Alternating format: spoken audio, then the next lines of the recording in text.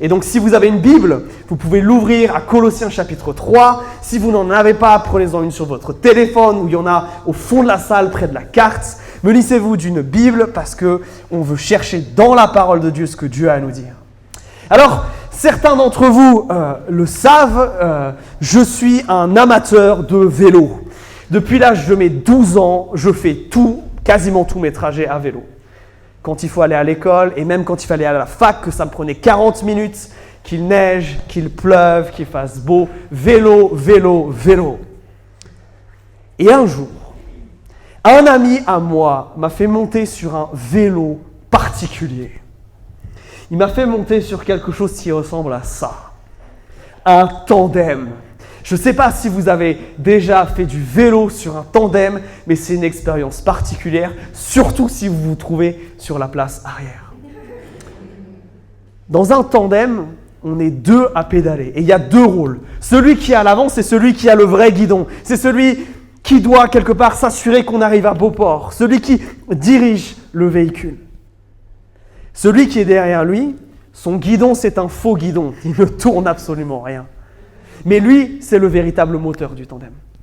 Et si les deux ne pédalent pas ensemble, si les deux ne marchent pas ensemble, alors ça va être très compliqué d'avancer. C'est pas impossible, mais quasiment. Mais si les deux fonctionnent à l'unisson, alors un tandem, ça va plus vite, ça va plus loin que n'importe quoi d'autre. Je ne peux pas vous raconter les frayeurs que j'ai eues à doubler des voitures à plus de 50 km/h sur quelque chose comme ça. J'en ai encore peur maintenant. Je ne remonterai plus là-dessus. Alors pourquoi je vous parle de tandem ? C'est sympathique, mais ça a un lien avec le texte du jour. Parce que Paul va nous parler de tandem, de relations qui marchent comme un tandem, de la même manière. Depuis le début du chapitre 3 de Colossiens, on est rentré dans l'application de ce que Paul nous dit. Et Paul a bien insisté sur une chose. Vous avez un seul Seigneur, un seul Dieu, il s'appelle Jésus. Et maintenant, je vais vous montrer ce que c'est qu'une vie avec Jésus. Et Paul nous a parlé de plein de choses, de comment il transforme notre intérieur, comment il nous appelle, Jésus, à laisser de côté nos péchés. Vous vous rappelez, de les mettre à mort, de vivre une vie sainte, de revêtir l'homme nouveau. Et il s'est intéressé à ce qui s'est passé dans nos cœurs, à ce qui se passait dans nos communautés, relationnellement entre nous. Mais il y a un dernier domaine auquel il n'a pas touché encore. C'est les relations au sein de la maison. Et au sein d'une maison, il y a 3 types de relations. Monsieur et madame, le couple, parents et enfants, et à cette époque-là, maître et esclave. 3 tandems que Paul va maintenant regarder. D'où Paul va tirer des applications. Où Paul va nous dire, si Jésus est votre roi, si Jésus est votre Seigneur, alors dans vos relations, il y a quelque chose qui va changer. Alors commençons à lire Colossiens chapitre 3, je commence au verset 18. Femmes, soyez soumises à votre mari, comme il convient dans le Seigneur. Maris, aimez votre femme et ne vous aigrissez pas contre elle. Enfants, obéissez en tout à vos parents, car cela est agréé dans le Seigneur. Pères, n'exaspérez pas vos enfants de peur qu'ils ne se découragent. Esclaves, obéissez en tout à vos maîtres selon la chair, non pas seulement sous leurs yeux, comme s'il s'agissait de plaire à des humains, mais avec simplicité de cœur, dans la crainte du Seigneur. Quoi que vous fassiez, travaillez-y de toute votre âme, comme pour le Seigneur, et non pour les humains. Sachant que vous recevrez du Seigneur l'héritage en récompense. Servez comme des esclaves du vrai Seigneur, le Christ. Car celui qui agit injustement recueillera l'injustice qu'il a faite. Il n'y a pas de partialité. Chapitre 4, verset 1. Maîtres, accordez à vos esclaves ce qui est juste et équitable, sachant que vous aussi, vous avez un maître dans le ciel. Ce que Paul nous dit là, ce texte-là, c'est un texte qui est absolument révolutionnaire. Révolutionnaire pour l'époque, mais je crois révolutionnaire pour nous aujourd'hui. Ce que Paul fait là, en s'adressant à une catégorie de personnes, et après en leur donnant un commandement. C'est ce qu'on appelle dans le monde antique un code. Il y a plein de codes dans le monde antique. Les Grecs en ont, les Romains en ont, les Juifs en ont. Un code, c'est un ensemble de règles qui a pour but l'organisation de la vie à la maison. Et pour la première fois dans l'histoire, Paul nous propose une version chrétienne de ce code. Et ce code chrétien, on va le détailler, on va rentrer dans les détails. Mais il est déjà fondamentalement différent de tout ce qui existe sur 2 points. Premièrement, vous voyez qu'il y a une notion de réciprocité. Tous ont des devoirs, absolument tous. Dans les codes juifs, mais particulièrement dans les codes grecs, on explique surtout les devoirs des esclaves, des femmes et des enfants envers les hommes de la maison. Mais ce n'est pas ce qui nous est montré ici. Le seul lien qui nous est présenté dans ces autres codes, c'est juste pour dire qui obéit à qui. Là, vous voyez que déjà dans le code biblique, il y a une différence parce qu'il y a de la réciprocité. Deuxièmement, et ça c'est fondamental, il y a de la responsabilité. Chacun est responsable de quelque chose. Dans les codes grecs, dans les codes juifs, c'est bien souvent monsieur qui est responsable que tous les autres lui obéissent. On va regarder dans le texte, mais ce n'est pas ce qui nous est dit là. Dans les codes grecs, on nous dit que globalement les esclaves, ce ne sont pas des êtres humains. C'est d'ailleurs moins de valeur qu'un objet inanimé comme une table ou une chaise. Là, on leur dit vous êtes responsables. Vous êtes des êtres humains, vous avez des choses à faire et des choses à dire. Ça, c'est des différences fondamentales. Et quand je vous dis ça, on peut comprendre que ce code, pour l'époque, c'est quelque chose. Mais au premier abord, quand je viens de lire ces mots, ce n'est pas l'attitude qui domine, n'est-ce pas? Quand je lis ces mots, à nos oreilles d'hommes et de femmes du XXIe siècle, c'est choquant, n'est-ce pas? On n'entend pas des mots comme ça d'habitude. Et pourtant, on parle de la parole de Dieu. Et j'aimerais vous soumettre l'idée suivante. C'est que si là, les paroles de Dieu, en les lisant, en entendant ce qui vient d'être dit, on a une forme de recul, de crispation, d'anxiété, à savoir ce que Paul peut bien vouloir dire derrière ça. Si on n'est plus capable de percevoir la justesse, la bonté de Dieu au travers de ce texte-là, c'est-à-dire qu'il y a quelque chose qui nous voile les yeux. Depuis le début, on nous parle d'un Jésus qui nous aime, qui va à la croix pour nous, qui est bon envers nous. Si on commence à voir sa parole en opposition à ça, c'est qu'il y a quelque chose qui nous aveugle. Et Paul nous avait mis en garde contre ça. Si vous tournez la page, une page avant, chapitre 2, verset 8, Paul disait ceci. Prenez garde que personne ne fasse de vous sa proie au moyen d'une philosophie trompeuse et vide, selon la tradition des humains, selon les éléments du monde et non pas selon le Christ. Paul nous dit quelque chose de fondamental ici. Il existe des choses dans notre monde, il existe des choses dans nos sociétés qui sont capables de nous aveugler à ce que dit la parole de Dieu. Et je crois que sur cette thématique-là, sur ce qu'on va voir maintenant, nous, Français du XXIe siècle, nous avons d'énormes écailles devant les yeux. Où on frémit quand on entend ces mots. Notre société actuelle, elle est fondée sur l'idée qu'on est tous, absolument en tout, égaux. Égaux en droit, égaux en devoir, égaux en attente. Autrement dit, si je reprends mon image du vélo de tout à l'heure, on est dans une société qui ne nous parle pas de tandem, qui nous parle de chacun à son petit vélo individuel, et on essaye plus ou moins d'avancer à la même vitesse. Mais la pensée biblique est différente. Elle est subtile, mais elle est différente. Elle affirme, et c'est important de commencer par ça, et que ça soit dit très clairement, que tous les gens qui sont mentionnés dans ce passage, ils ont une égalité stricte devant Dieu. Aux yeux de Dieu, tous les êtres humains, hommes ou femmes, enfants ou adultes, esclaves ou hommes libres, ont la même valeur aux yeux de Dieu. C'est dit sur la première page de votre Bible, Genèse chapitre 1, versets 26 et 27. Tous ont été créés à l'image de Dieu.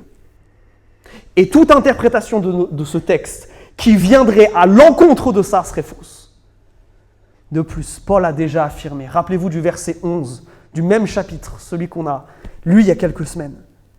une égalité entre les croyants. Rappelez-vous, c'est marqué. Il n'y a pas ni juif ni grec, pas de différence ethnique. Il n'y a pas de circoncis, incirconcis, il n'y a pas de différence culturelle. Il n'y a pas de libre, il n'y a pas d'esclave. Dieu nous aime de la même façon. Et créer des hiérarchies de valeurs entre les êtres humains, dire qu'il y a des êtres humains qui valent plus que d'autres, c'est un péché d'une gravité extrême, parce qu'il viendrait à nier le fait que devant Dieu, nous sommes tous égaux, qui que nous soyons. Cependant, et c'est là où la subtilité du texte biblique rentre en compte, égalité de valeur devant Dieu ne veut pas dire égalité de rôle. Et c'est là où la vision biblique va différer foncièrement du monde dans lequel on est aujourd'hui. Égalité de valeur ne veut pas dire rôles identiques. Autrement dit, Dieu nous aime bien de la même manière, mais il n'a pas les mêmes attentes envers les uns et envers les autres. Et vous allez voir que c'est particulièrement important en ce qui concerne les deux premiers tandems, les deux premiers exemples que Paul nous donne. Il existe une différence fondamentale entre hommes et femmes. Ils sont égaux devant Dieu, mais ils ne sont pas identiques.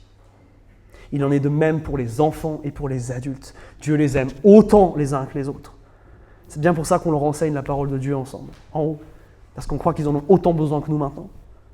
Mais Dieu n'a pas les mêmes attentes. Alors après cette très longue préface et introduction, il est temps de plonger dans le texte. On relit les versets 18 et 19. Premier tandem, femmes, soyez soumises à votre mari, comme il convient dans le Seigneur. Mari, aimez votre femme et ne vous aigrissez pas contre elle.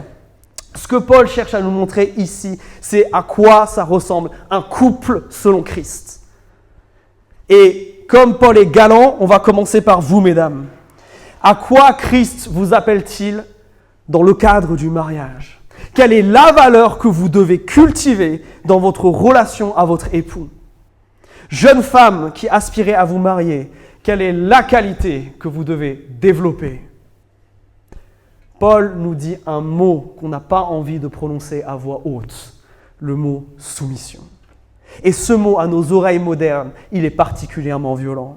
Quand on l'entend, on a des images et des flashs de journaux télévisés, d'histoires brèves de journaux absolument atroces. Dans notre tête, il y a le mot abus qui résonne quand on entend ça. Et il y a une tension qu'on ressent, un danger. Mais au lieu de laisser toutes ces choses-là définir ce que ce mot veut dire, je vous propose d'appliquer ce que Paul nous disait, chapitre 2, verset 8. Laissons l'Écriture définir ce que ce mot-là veut dire. Laissons de côté un instant tout ce qu'on entend là. Et regardons comment Paul utilise ce mot.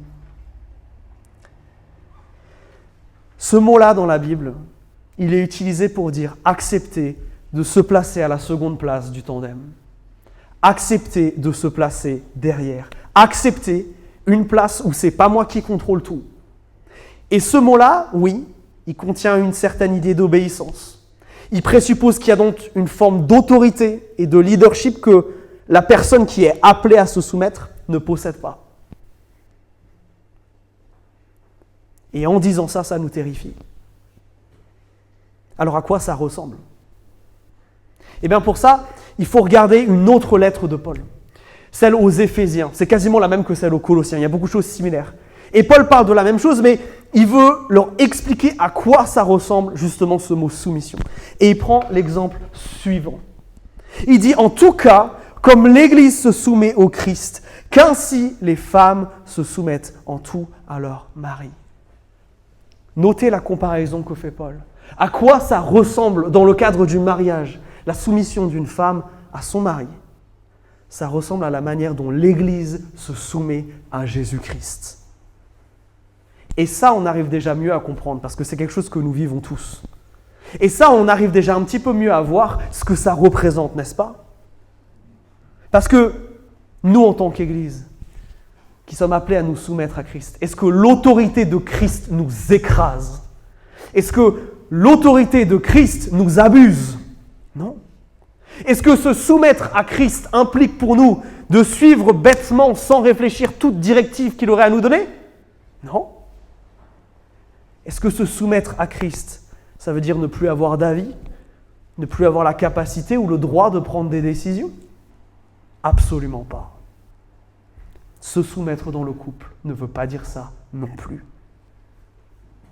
Mesdames, écoutez-moi bien.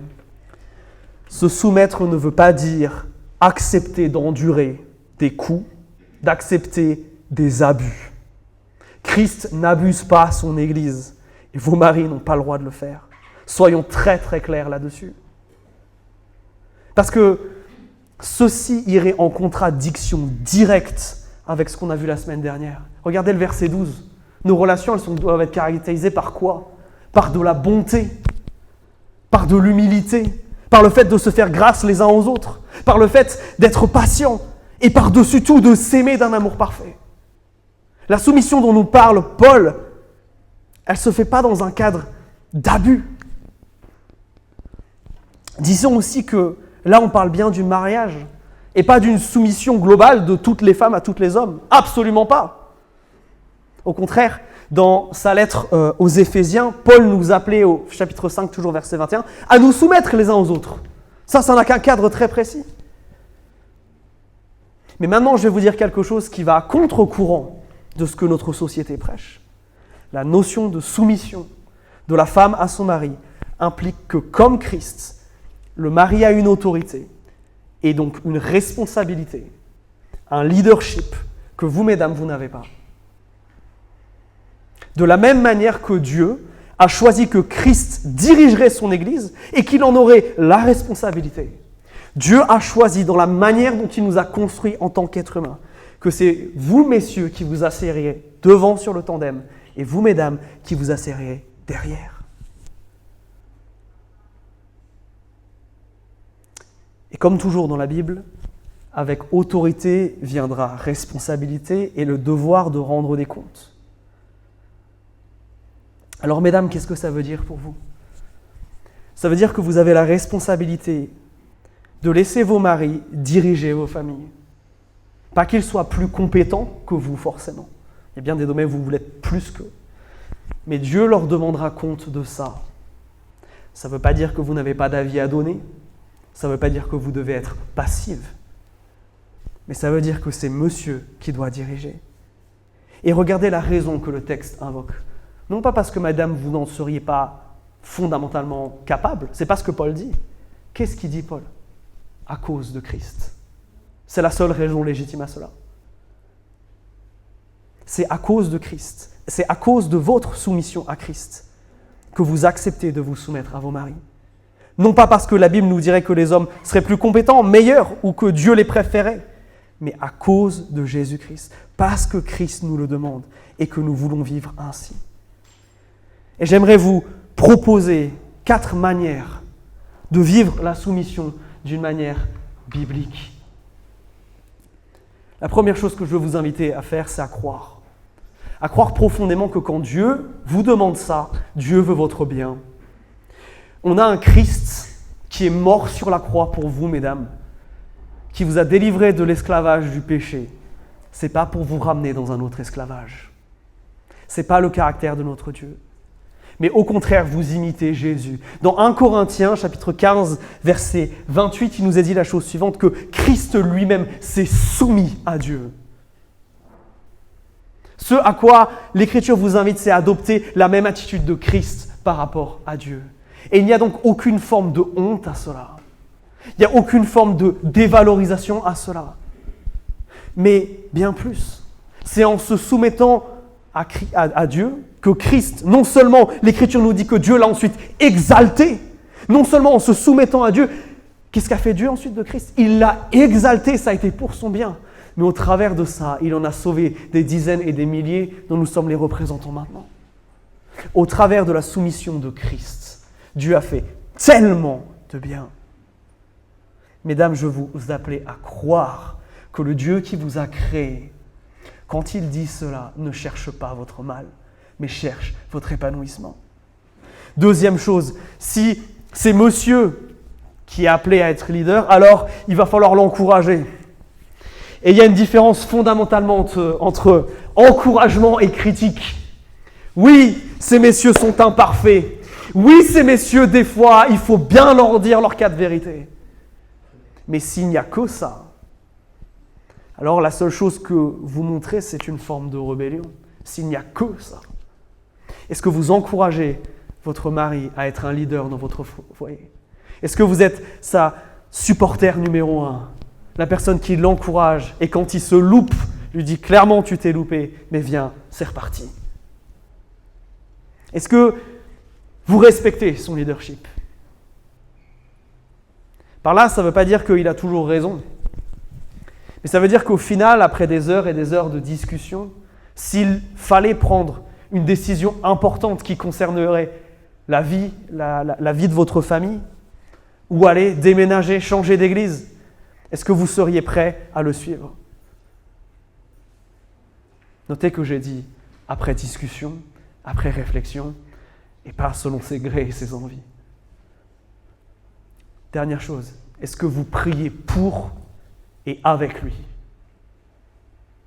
Votre tâche n'est pas facile. Et messieurs, vous allez voir que dans un instant, la vôtre est pire. Ouais, vous avez rigolé jusque-là, vous allez pas rigoler longtemps. Mais est-ce que vous priez pour ça?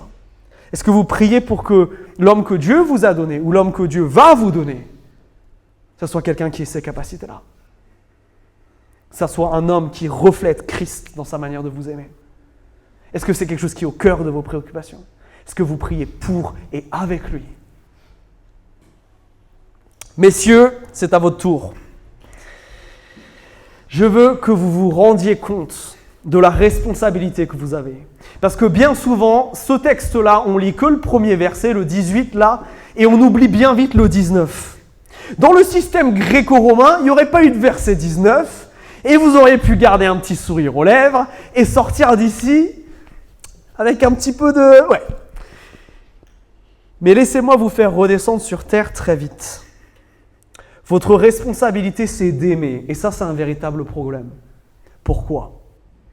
Parce que dans la Bible, aimer, c'est pas avoir un sentiment amoureux. Aimer sa femme, ça ne veut pas simplement dire être amoureux, la trouver belle et lui dire, et lui faire des compliments.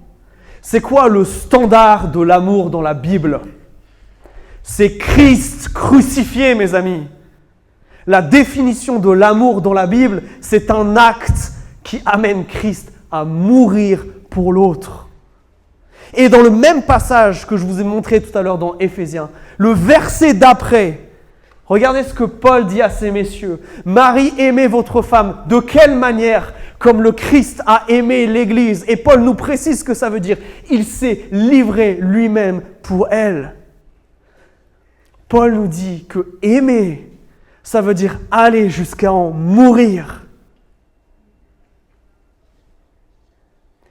Et c'est pas que aimer que au moment où il y a un danger. Ça ne veut pas dire, messieurs, que s'il y a un bruit bizarre à la nuit, c'est à vous de vous lever. Ça ne veut pas dire que ça. Ça ne veut pas dire que s'il y a quelqu'un qui menace avec une arme votre famille, c'est vous qui devez vous mettre devant. Ça aussi. Mais tout ce qui amène à ce point-là, c'est pas que quand on arrive dans les extrêmes, c'est aussi tout ce qu'il y a avant.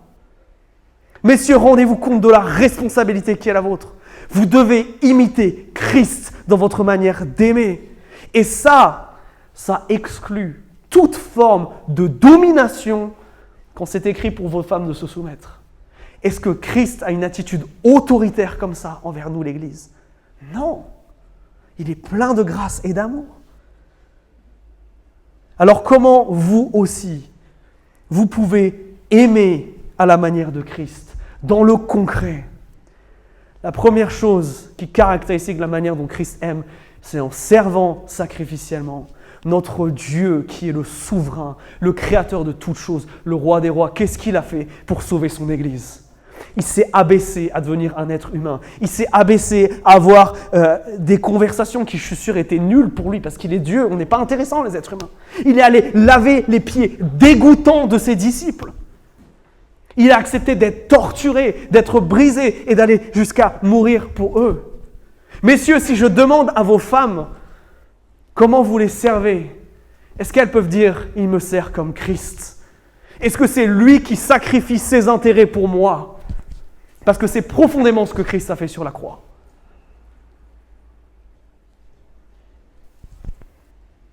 Messieurs, ça implique que nous n'avons pas le droit d'être des fainéants.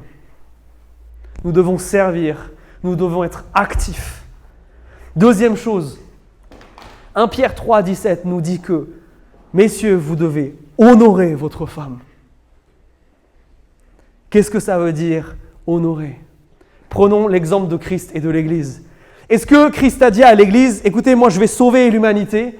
Vous, votre rôle, ça va être de rester assis dans votre maison qui est l'Église, à ne rien faire. Vous m'adorez et vous êtes passif. Est-ce que c'est ça qu'il nous a demandé de faire ? Non. En tant qu'Église, Jésus-Christ nous a équipés, nous a missionnés, nous a encouragés, nous a propulsés pour que nous le rejoignions dans sa mission. Messieurs, c'est la même chose. Est-ce que vos femmes, vous les valorisez, vous leur permettez de fleurir, de s'épanouir ? Non pas seulement en tant que personne qui vous est soumise, mais en partenaire, en personne qui a aussi des projets. Est-ce que vous la supportez comme elle vous supporte ? Troisième chose, messieurs, vous êtes appelés à pourvoir pour votre famille.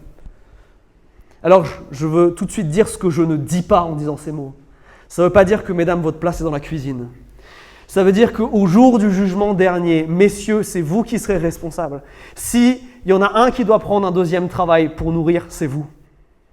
Vous devez pourvoir pour votre famille. 1 Timothée, chapitre 5, nous dit quelque chose de terrible. Paul nous dit quelque chose de terrible ici. Il dit, celui qui ne pourvoit pas pour sa propre famille, qui refuse de le faire, est pire qu'un incroyant. Vous vous rendez compte ? Non pas seulement dans le matériel, mais dans le spirituel. Messieurs, vous êtes amenés à être ceux qui pointent votre famille vers Christ. Vous êtes appelés à être la personne qui va encourager tout le monde à aller vers Jésus. Est-ce que c'est ce que vous faites ?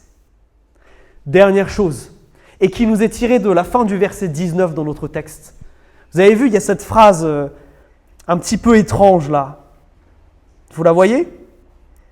La raison que Paul donne là, ne vous aigrissez pas contre elle. Ou ne vous irritez pas contre elle dans d'autres traductions. De la même manière que Christ n'en a pas marre de son Église, et il pourrait en avoir marre de nous. On a beau avoir le Saint-Esprit, on continue à pécher. On a beau savoir qu'il est tout-puissant, on manque encore de foi. On a beau croire que l'Évangile est suffisant pour sauver les hommes, on a encore peur de le proclamer. Mais est-ce que Dieu s'aigrit contre nous ? Non. Dieu nous rappelle à lui, Dieu nous pardonne, Dieu veut cultiver une unité avec nous. Et c'est la même chose pour vous, messieurs. Vous n'avez pas le droit de cultiver de l'aigreur contre vos femmes. Vous devez lutter pour de l'unité, être à l'initiative. C'est une interdiction pour le chrétien que de cultiver du ressentiment. On l'a vu ces dernières semaines, nous avons l'obligation de nous pardonner les uns les autres. Messieurs, Jésus vous appelle à une tâche qui est bien difficile. Christ nous appelle à être responsables de vos couples, de vos familles, à calquer votre leadership sur lui. Et c'est une grande responsabilité que vous portez. Je crois qu'un des grands mâles de notre siècle, c'est que ce que la Bible nous appelle à vivre là dans ces 2 versets, c'est quelque chose qui nous fait peur, quelque chose qu'on ne veut pas vivre et quelque chose qu'on éloigne de lui. On a des hommes qui refusent de prendre leurs responsabilités, de conduire leur famille avec un amour sacrificiel. Notez que Dieu vous explique comment aimer. Dieu ne vous explique pas comment diriger. Parce que ça, il sait que vous n'aurez pas de problème. C'est que là, vous allez avoir un problème, c'est à aimer. On a des hommes qui refusent d'aimer de manière sacrificielle. Et on a des femmes qui, par peur d'abus, bien souvent, refusent de se soumettre. On a des jeunes hommes qui ne veulent plus diriger des foyers, mais qui veulent encore se comporter comme des enfants. Messieurs, vous qui êtes non mariés et qui aspirez au mariage, est-ce que vous entraînez vos cœurs à l'amour sacrificiel ? Est-ce que vous vous préparez à être l'homme que Christ veut que vous soyez pour cette femme ? Est-ce que vous vous rendez compte que être en couple implique que c'est l'autre que vous allez servir et pas elle qui va vous servir ? Est-ce que vous vous rendez compte que dans la vision biblique, le couple et le mariage, c'est un appel à mourir à vous-même pour le bénéfice de l'autre ? Malheureusement, de l'autre côté, on a aussi des problèmes. Parce qu'on a des hommes qui ont aussi refusé de tenir ces rôles. On a des femmes qui croient qu'aujourd'hui, toute forme de soumission est mauvaise. Toute forme de hiérarchie serait oppressive. Que ça, c'est pas possible et que ça n'existe pas. On est dans une société qui croit que ce que la parole de Dieu dit là, c'est mauvais et ça détruit des gens. Et c'est terrible quand le remède est présenté comme un poison. Malheureusement, on a des femmes qui cultivent l'indépendance plus que la dépendance. Et messieurs, on a une part de responsabilité dans cela aussi. Mesdames, vous qui aspirez à vous marier, quel est votre critère de sélection? Parce qu'on ne va pas se mentir, au final, c'est vous qui choisissez. Est-ce que dans votre réflexion, il y a au centre cette question, est-ce que j'accepte que cette personne-là guide mon foyer? Est-ce que j'accepte de me soumettre à cette personne? Est-ce que je suis prête à accepter son leadership? Est-ce que ces questions sont au cœur de votre réflexion? Les amis, on a un Dieu qui nous connaît par cœur, parce qu'il est notre concepteur, il a conçu l'humanité, il en connaît les rouages, il en connaît les subtilités. Et il nous a créés de telle sorte que nous ne pourrons fleurir, grandir et nous épanouir vraiment que dans le cadre qu'il nous a donné. Vous savez, c'est comme quand vous achetez un appareil électronique. Cet appareil, il a été conçu avec un but. Un micro-ondes, ce n'est pas une table basse. Un micro-ondes, c'est fait pour réchauffer des choses. Si vous essayez de l'utiliser pour autre chose, si vous décidez que non, vous n'allez pas mettre de la nourriture dedans, mais une fourchette en aluminium, qu'est-ce qui va se passer? Ça va exploser. Ce que je vous invite à faire, les amis, c'est de croire que ce que Dieu nous dit là, c'est ce qui est bon pour nous. C'est ce qui va fondamentalement nous aider. Mais la question qui nous est posée, c'est est-ce que nous sommes prêts à croire ce que Dieu dit là, plus que les voix que nous entendons ailleurs? Est-ce que nous sommes prêts à croire, à faire le pari, de nous dire que c'est ça qui va nous rendre heureux? C'est de vivre comme ça qui va nous donner une vie épanouie et pas autrement. Est-ce que nous sommes prêts, c'est une question que je vous ai posée ces 2 dernières semaines, à être saturés de Jésus, mais là que pas dans la tête, pas que dans nos relations avec les autres, mais dans l'intimité de nos relations, de cette manière-là. Alors vous voyez, dans ce tandem, il y en a un qui a une forme d'autorité et qui est chargé d'exercer de l'amour, et l'autre qui est chargé d'accepter cette soumission. Et ce modèle-là, il va se répéter dans les 2 autres tandems. Vous voyez que la quasi-totalité de notre temps est déjà partie juste sur ce premier exemple, mais je pense qu'il était fondamental. Je vous propose maintenant de passer à la suite, au 2e tandem, où là, Paul va nous présenter une famille selon Christ. Qu'est-ce qu'il nous dit? Enfants, obéissez en tout à vos parents, car cela est agréé dans le Seigneur. Pères, n'exaspérez pas vos enfants de peur qu'ils se découragent. Notez qu'il y a une différence très importante entre obéissance et soumission. Ce n'est pas les mêmes mots qui sont utilisés ici. L'enfant doit obéir. Les parents, vous avez une légitimité à demander à vos enfants l'obéissance. Et pourquoi? Pour tout. Tant qu'ils sont sous votre responsabilité, c'est vous qui en êtes garant. Notez que ces parents avec un S, messieurs et mesdames, tout le monde a son rôle à jouer là-dedans. Et c'est toujours la même raison. Toujours pour celui qui a le travail de se mettre à la seconde place, la raison dans ces textes, c'est toujours la même. Parce que cela agrée au Seigneur. Parce que Jésus, parce que Christ. Malheureusement, je crois que ce verset 20, aujourd'hui, peut-être même les parents ont besoin de plus l'entendre que les enfants. Parents, la vision biblique d'un enfant, c'est quelqu'un qui doit apprendre. C'est quelqu'un qui ne sait pas encore, quelqu'un qui a énormément de valeur, énormément de potentiel. Mais c'est quelqu'un qui a besoin d'apprendre. Il a besoin d'apprendre de vous. C'est à vous de diriger. Quand l'ordre des choses qui est ici est renversé, on a des familles qui courent à la catastrophe. Verset 21. Pères, n'exaspérez pas vos enfants. Tiens, c'est pas parents, c'est pères. Alors je crois que ce que dit Paul s'applique aussi pour vous, mesdames, mais je crois que volontairement, messieurs, il faut bien ouvrir nos 2 grandes oreilles sur ça. N'exaspérez pas vos enfants. Pourquoi? De peur qu'ils se découragent. de peur qu'ils se découragent. Toujours, dans l'éducation, cette attitude, ça doit être l'encouragement. Et c'est un devoir. Et mes amis, là, il y a quelque chose de tellement important. Vous, parents, vous êtes convaincus d'une chose, que Dieu vous a donné des enfants pour que vous en fassiez des disciples de Jésus-Christ. Pour qu'au travers de vous, ils connaissent Jésus. Vous avez bien compris que ces enfants ne vous ont pas été donnés, ils vous ont été prêtés par Dieu. Ils appartiennent à Dieu, ces enfants-là. Vous avez la responsabilité de les élever. Le problème, mes amis, c'est que si on a de l'obéissance sans encouragement, alors on a de l'amour qui est basé sur du mérite. Si l'encouragement n'est pas un devoir, on a de l'amour qui est basé sur du mérite. Et ça, c'est problématique. Attention à vous qui aimez la performance, qui avez de hautes attentes. Obéissance sans encouragement, sans amour, c'est mettre votre enfant sur une route tellement dangereuse. Parce que c'est le mettre sur un chemin où il croit que l'amour et la grâce, c'est pas gratuit, mais ça se mérite. Oh, combien ça va être dur pour lui de comprendre que Jésus l'aime d'une manière inconditionnelle. Dans votre manière d'éduquer, c'est pour ça que l'encouragement est au centre. L'encouragement ne se mérite pas tout comme la grâce. Parce que vous êtes en train de poser des balises dans la vie de cet enfant pour qu'il rencontre Dieu plus tard. Waouh! Soyons des gens qui encouragent les plus petits.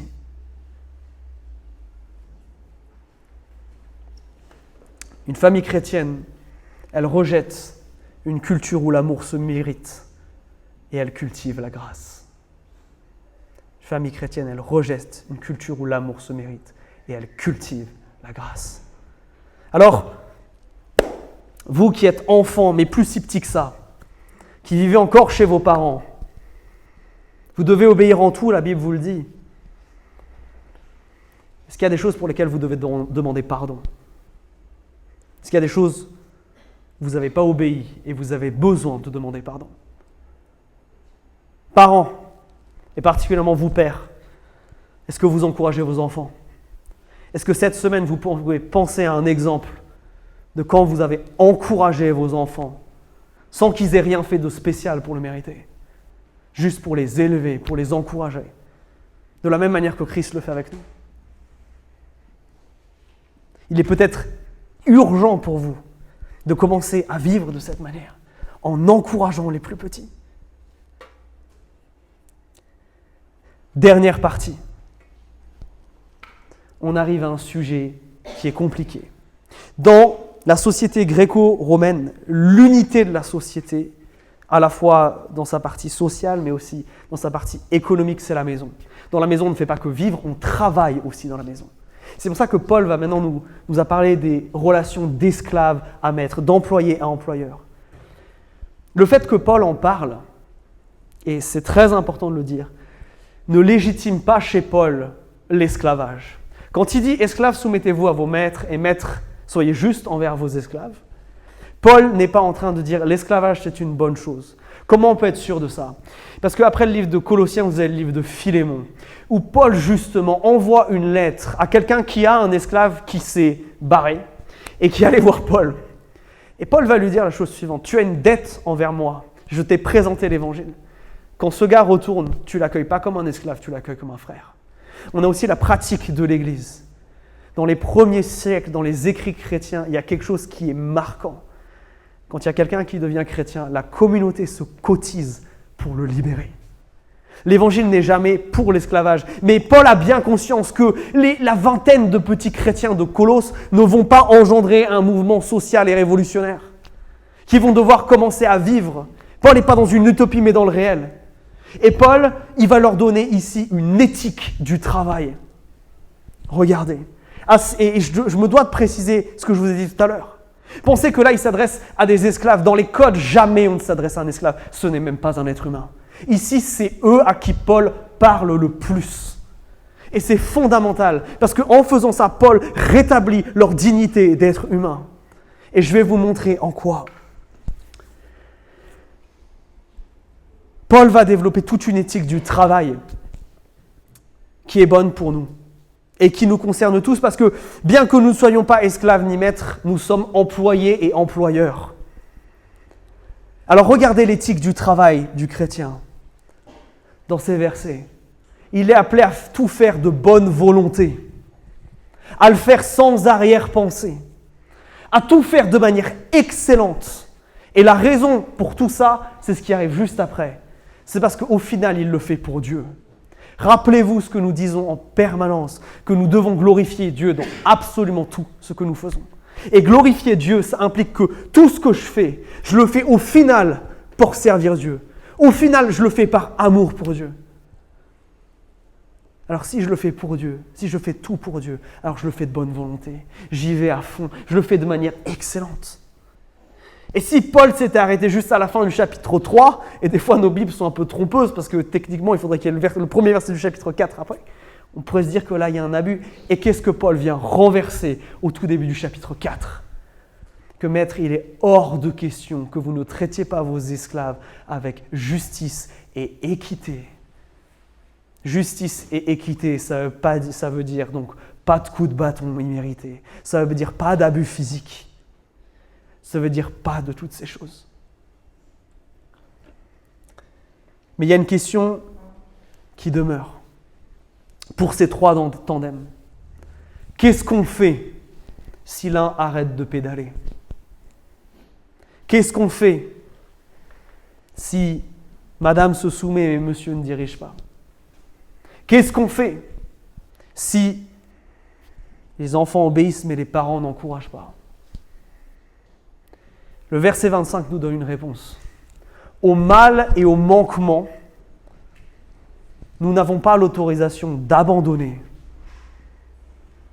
Le mal ne justifie pas le mal. Mesdames, ce n'est pas parce qu'il ne fait pas sa part que vous ne devez pas faire la vôtre. Ce que Paul nous dit là est tellement important. Dieu est impartial.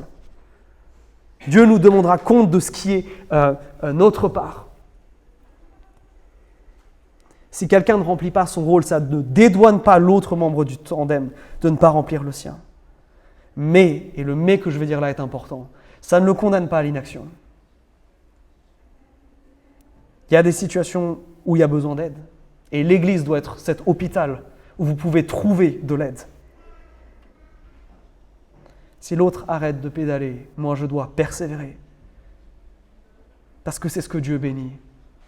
Parce que c'est bien parce que Christ est allé persévérer jusqu'à la croix que l'humanité a pu être sauvée derrière.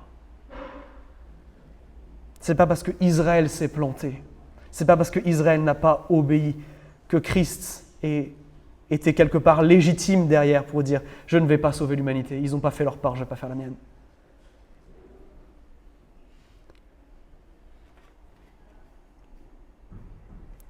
Mes amis, dans toutes ces choses, où on en est.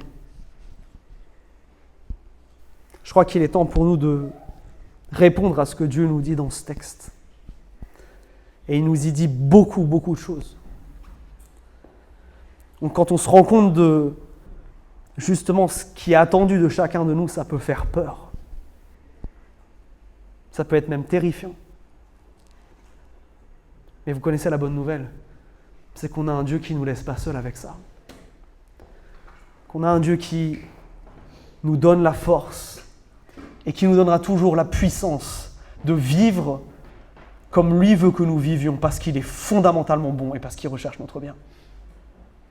La question, mes amis, c'est est-ce que vous êtes prêts à croire que ce que dit ce texte, ça vient de Dieu ?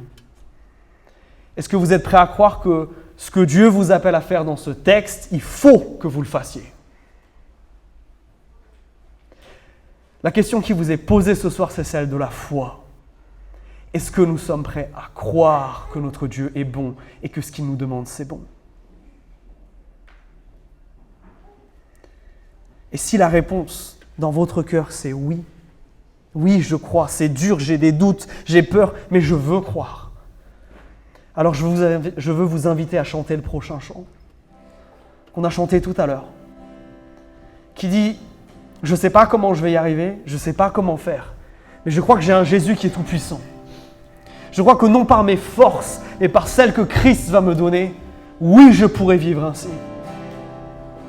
Non par moi, mais par Christ, en moi.